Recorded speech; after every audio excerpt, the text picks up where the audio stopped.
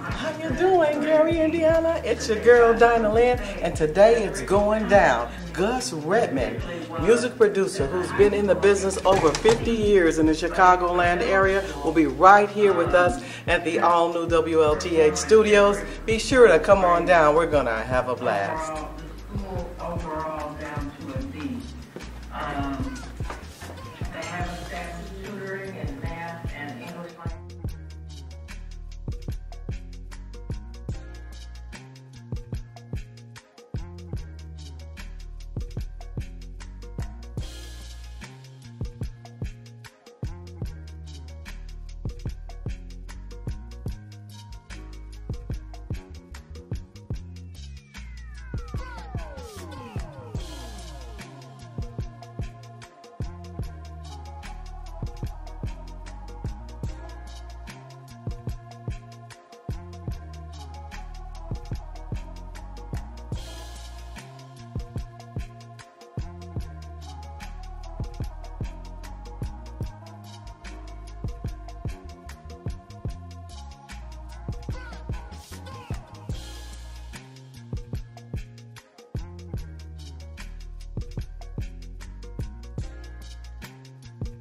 Got Gus Redmond, Nate Cain in the house. You're in with Dinahlynn at 1370 AM. We're WLTH.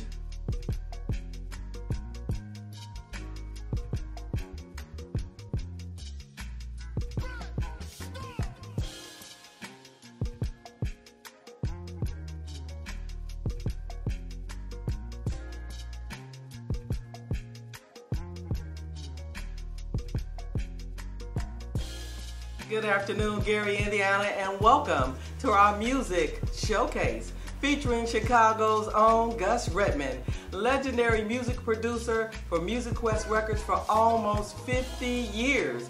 He's dabbled in the music industry all over. We also have Nate Cain, Gary's own Nate Cain, who got me my first job on radio at WWCA back in the day. We have our own WLTH Tommy Williams in the house, who's been around with these guys for a long time. And we also has Gus number 2 in the house. This is the other Gus. That's Big Gus. Big Gus, Big Gus. And we're going to talk to you today about music history in the Midwest. I want to thank you. I'm Dinahlynn. I want to thank you for coming out today. You could have been anywhere in the world, but you're here with us, and we appreciate it. We're streaming live via Ustream all over the world, and you can call in at 219-885-1371. I'd like to take a minute and send our prayers out for our own Marshall Thompson of the Skylights. Right, Gus? We want to say? Yeah, Marshall and Frank. Frank Reed passed. Right. And he was the lead singer for the Skylights the last 15 years. Okay. They're legends, and they were just here with us, and they're part of our community, and our prayers go out to them. How you doing, Nate? I'm doing great, Dana. Starting off with me, huh? Yeah. Yeah, Nate, go ahead. You backed everything I did over here. Right. That's right. Well, I go back a long ways with both Gus Redmonds and Tommy Williams and Dinahlynn. Yeah. Back to probably the 70s anyway. Yeah. Right. So I've had a few establishments here in this area. I ran the Roberts Motel for back in the 70s, and we brought in Top Name Entertainment. We had acts in there like Ramsey Lewis, Jerry Butler, B.B. King, the Dales, Gene Chandler. We had Gene Chandler, and we had the Crusaders, and Cannonball Adderley. As a matter of fact, Cannonball Adderley came back here to visit me when he passed away. Tell us about your radio. You dabbled in radio as well. I was also in the radio back then. I worked at WLTH, this station, and when it was on 36th and Broadway, and also at WWCA. I thought you were at WLTH back then. You hired me at WWCA first. Okay, WWCA. Yeah, okay, yeah. That's right. Okay. Yeah. And we had some good times. Those were the good days in this town. This town was vibrant and alive and vibrant, and people were out and about and civilized. You know?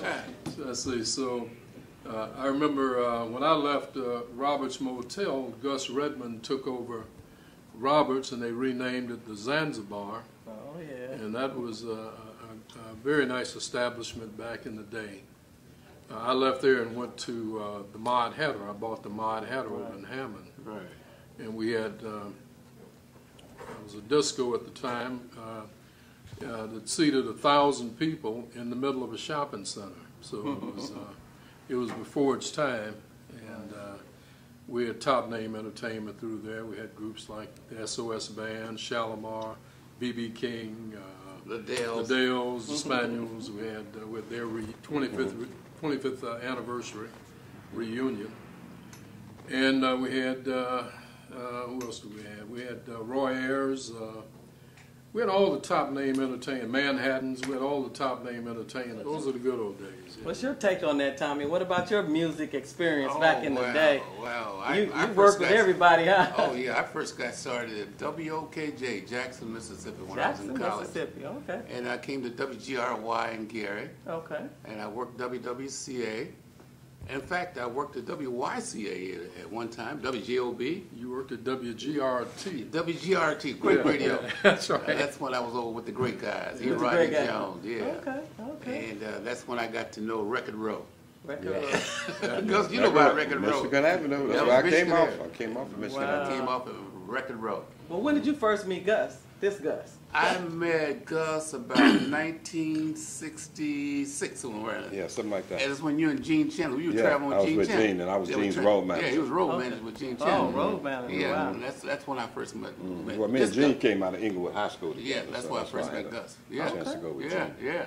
Gene was the road manager. I mean, Gus was the road manager Okay. with Gene Chandler. That's when I first met him. Okay. And then we got to meet all the guys in Chicago, like Purvis Staples, Clinton Gent, Ronnie Paul.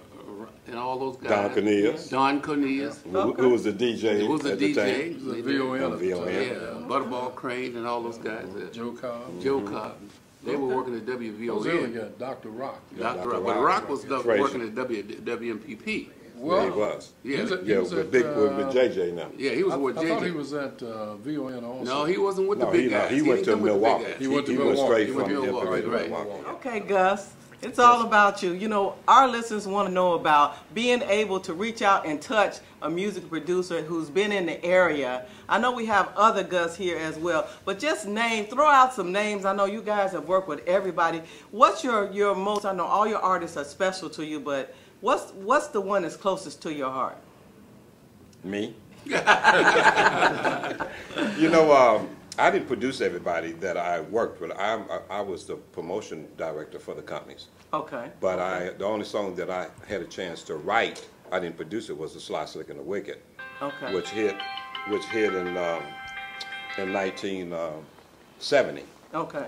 Next to the Jackson 5 song. Actually, we tied as #1 song for 3 months in Billboard. Okay. Okay. And my song was the Sly Slick and Wicked, and the other one, matter of fact, I still got the Billboard magazine that show both groups tying and Right. staying there for almost 3 or 4 months. Well, I understand you #1. just got an award last week. Yes, over 50 years in the business. I lied to them and told them it was 40 because I didn't want to let everybody know my age. And then when I got up on stage, I said, okay, it's 50, all right. But no, I've been doing this a long time, and working with Carl Davis, who I started with Gene Chandler. Well, Carl Davis was the first one that hired me into the business. But a lot of people don't know that my dad sent me down to Houston, Texas, to learn the business from Don Roby, who had Peacock Records. Oh, you knew Don Roby? Yeah, I worked for him. Oh. Dave Clark, who was that's an old Okay. promotion man that was in the business. And but I didn't want to hang with Dave Clark in business. I wanted to go ride the race horses that Don Roby had, and I messed up myself on. Oh, You wow. know, I couldn't ride a horse. I thought I was half slick. And my father was trying to turn me around, and he didn't want me to be in the business. That's what it was. Okay. So he sent me to Houston thinking that I wasn't going to make it, but I came back, and then that's when I got with Carl and started with Gene Chandler, with Major Lance and Jackie Wilson and Shaw Lights, and Tyrone Davis and Young Hope Trio and Barbara Ackerlund and Walter Jackson, just Just to the list name a goes few. on, yeah. All today, where I promoted over 592 million-seller platinum records since I've been in business. Yeah. Wow. Okay. And then today, what's good, and thanks to Dinahlynn Station, I got 2 artists now that are going to be big stars like the rest, and that's T.O. Williams, Right. who is 24 years old, plays trumpet and sing, and also Yemi Marie, who is 17 years old, and she is a superstar already to me. For but- any entertainers that came to this area, they came through art, through us. They went to different venues that Nate Cain, yourself, that you owned. Tell us about how vibrant it was back in the day. It was absolutely marvelous. Marvelous. What a wonderful word. And truthfully, I've never been in the entertainment, but I was drug in by the other Gus, The other Gus. based on the fact that we didn't even know each other, Okay. and we're cousins. Really? We didn't know And each other back people then. would be talking to me about certain things, and I didn't know what they were talking about. Okay. And vice versa, because I've always been an entrepreneur in business of some kind. And so I said, can't be. They said, yes, it's another Gus. And he was hearing it. And what happened is that went on for quite a while. Really? And then we had a friend by the name of Magellan, and he made it possible for us to meet. So Gus called me and said, I'm Gus. I said, no, I'm Gus. And we met, and we've been together ever since, due to the extent that we were both out there doing our thing. Right, right. And Came from together. that point, you know, I got a chance to meet a lot of the entertainers. And as I said, I've always been doing something. I was in the motel business over in Chicago first, Okay. due to the extent of urban renewal. They tore down all of the old hotels and things in the inner city. Okay. And as we all know, back in those days, most of us would go out and have a nice time, as Nate said, and end up maybe at one of the places sitting around waiting to see about being Right. able to get a room. Okay. And then I decided with a couple of other friends, I think I'd have more fun owning a place Right. than sitting around waiting on a room. Okay. That's what I'm talking That about. was, so that was the start with, Okay. with us. And I end up with buying the motel up here after they had closed down, Okay. and redid it. From there, you know, and I met Nate, and he packed the place. Right. He was running the lounge. Yeah. I was never mingling. He'll probably tell you he maybe saw me once or twice in that Okay. place. Okay. He saw my brother-in-law, but not me. Okay. I ran the banquet facility. Okay. I like working with the people, Okay. and booking up, and getting paid at one time. Okay. And that's what happened with the banquet facility. But from that point, you know, we did very well. Okay. So, All right. and you're right, these are living legends, living right here, all legends. of them, because I'm here to witness that. Tell my audience, didn't you used to work for WLTX? No. No? No. No? Let me tell you about that. Yeah, yeah. Because I was trying to remind Tommy. No, I didn't work for Telltale, but I still act like I owned it.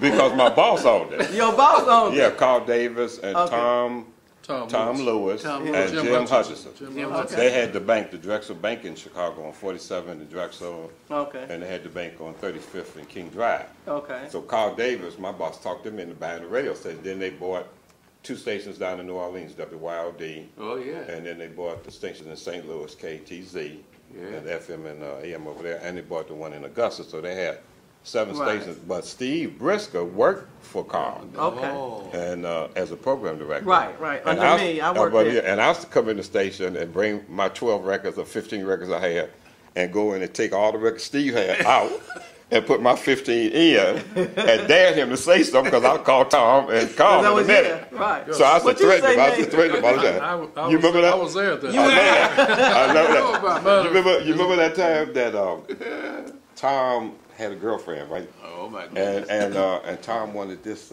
song played as a pop song. And they called Steve up, and that's when they fired Steve. Jim was supposed to come and fire Steve. Oh my goodness. And I remember Steve said, Tom, I can't cut this radio and play this record because it'll mess the show up. Right. Tom said, I don't care, I want my record because I want to show my girl that, Oh, I can get the record on when I want. Okay. Oh, so he was He was trying to do some of my stuff, but I'll do it in the afternoon. You know that's ironic because I worked at LTH when Harry Porterfield on, That's right. and Interurban Broadcasting. That's right. That's who had it first. And then Jim Hutchinson, Tom And Lewis, Tom, and Carl. Carl Davis came in and bought them out, and I Yeah. worked for them. Yeah. So and Steve Briscoe was Steve the Briscoe. Station manager, program manager, Program actually. director. Wow. Program director. Right. And Judy Birch was the station manager. Yeah. But I remember that. I mean, as clear as yesterday, just like man. I When said. you brought that up, and you said you You was thought coming in with about the records and I used to do that. going to Steve's office. Yeah, I remember that. Mm-hmm. Dinah, I want to thank you for inviting me. I was a little reluctant at first, but I'm happy that I had an opportunity to come out and spend some time with the legends that are sitting around, including yourself. Okay, thank you. And thank you very much for inviting me. Yeah, well, I'm just happy to see the guys again because I always spend a lot of time with them, especially Big Gus. Big Gus and I have done a lot of things together, and we always try to have some entrepreneurship going among ourselves.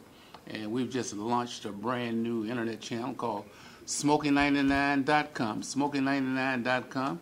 It's launched. It's online right now, so tune in. Okay.